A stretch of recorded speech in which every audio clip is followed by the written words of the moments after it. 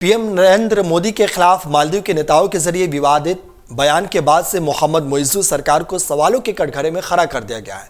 मालदीव में विपक्षी नेता लगातार इस मुद्दे पर मालदीव पर सरकार पर हमलावर हैं। वहीं मालदीवियन डेमोक्रेटिक पार्टी के सांसद मिकाइल अहमद नसीम ने देश के संसद अध्यक्ष के इस मसले पर विदेश मंत्री को संसद में तलब करने का आग्रह किया है। वहीं मोहम्मद मोइज़ू सरकार के मंत्री के जरिए पीएम नरेंद्र मोदी के खिलाफ की गई विवादित टिप्पणी के बाद मालदीव की राजनीति में भूचाल आ चुका है।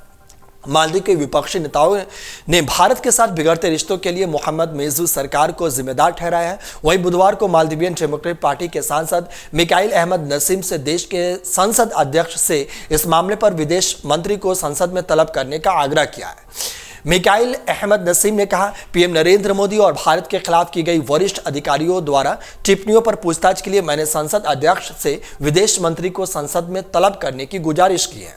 बता दें कि इस समय मालदीव में संसद की कार्रवाई स्थगित है, लेकिन मिकाइल अहमद नसीम का कहना है कि इस मामले पर संसद का विशेष सत्र बुलाया जाए। वहीं उन्होंने कहा कि स्थिति की गंभीरता के लिए आवश्यक है कि सरकार औपचारिक माफी जारी करे और संबंधित मंत्रियों को तुरंत बर्खास्त कर दे। इससे पहले मालदीवियन डेमोक्रेटिक पार्टी के अध्यक्ष फैयाज इस्माइल ने कहा कि पीएम मोदी के खिलाफ नेताओं के जरिए की गई टिप्पणी की वजह से मालदीव की प्रतिष्ठा खराब हो रही है। मालदीव सरकार को भारत सहित पूरी दुनिया को यह बताना चाहिए कि पीएम मोदी के खिलाफ विवादित टिप्पणी करने वाले नेताओं ने अपने विचार प्रकट किए। इन टिप्पणियों से मालदीव सरकार का कोई लेना देना नहीं है।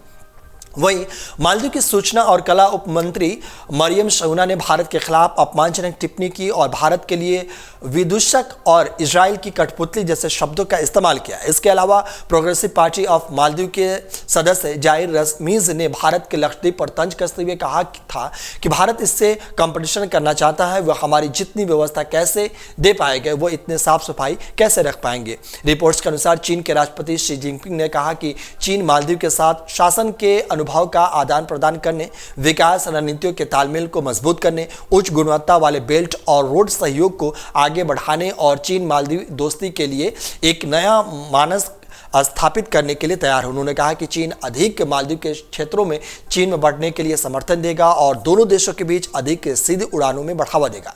बता दें कि चीन के मुखपत्र माने जाने वाले ग्लोबल टाइम्स ने चीन और मालदीव के बीच जारी संयुक्त बयान के हवाले से कहा गया है कि चीन मालदीव के आंतरिक मामलों में विदेशी हस्तक्षेप का कड़ाई से विरोध करेगा, साथ ही हमेशा मालदीव के लिए खड़ा रहेगा। इतना ही नहीं, रिपोर्ट्स में अनुसार चीन ने कहा कि वह पुरजोर तरीके से मालदीव के राष्ट्रीय संप्रभुता, राष्ट्रीय गरिमा को बरकरार रखने के लिए प्रयासों का समर्थन करेगा। हालांकि इस संयुक्त बयान में भारत का कोई भी जिक्र नहीं था, लेकिन यह बयान ऐसे समय में आया जब भारत और मालदीव के बीच संबंधों में करवाहट आई थी, तब यह बयान सामने आया है। तो ऐसा कहा जा रहा है कि भारत के हिसाब से यह देखा जा रहा है। अगर आप ये वीडियो YouTube पर देख रहे हैं तो हमारे चैनल को सब्सक्राइब करें और बेल आइकन को दबाना ना भूलें। अगर आप Facebook पर ये वीडियो देख रहे हैं तो हमारे पेज को लाइक करें।